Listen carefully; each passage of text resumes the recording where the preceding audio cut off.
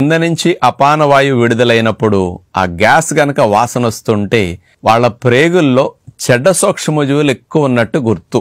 అంటే మంచి సూక్ష్మజీవులు ఎక్కువ ఉంటే ప్రేగుల వాతావరణం ఆరోగ్యకరంగా ఉన్నట్లు, చెడ్డ సూక్ష్మజీవులు ఎక్కువ ఉన్నప్పుడు వాటి యొక్క ప్రభావం చేత ఫర్మెంటేషన్ ఎక్కువ జరుగుతుంది. అందుకని పులిసి మురుగు వాసన ఎక్కువ వచ్చేస్తుంది అనమాట.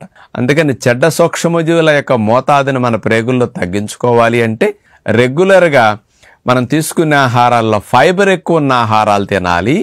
నూనెలో దేవినివి, జంక్ ఫుడ్, ఫాస్ట్ ఫుడ్ ఇట్లాంటి వాటిని తగ్గించుకుని కాస్త అన్పాలిష్డ్ ధాన్యాలు, అన్పాలిష్డ్ రవ్వలో పిండిలు ఇట్లాంటివి వాడుకోవటం, పండ్లు ఎక్కువ, కాస్త కూరలు ఎక్కువ ఇట్లాంటివి తీసుకుంటూ రెగ్యులర్గా మోషన్ అయ్యే ప్రయత్నం కనుక 2 సార్లు మోషన్ అయ్యేటట్టు ప్రయత్నం చేయగలిగితే ప్రేగులు పరిశుభ్రంగా ఉంటాయి, గుడ్ బ్యాక్టీరియాలు పెరుగుతాయి. అలాంటప్పుడు ఈ మంచి ఆహారం ద్వారా చెడ్డ సూక్ష్మజీవులు తగ్గిపోయి దుర్గంధం తగ్గుతుంది.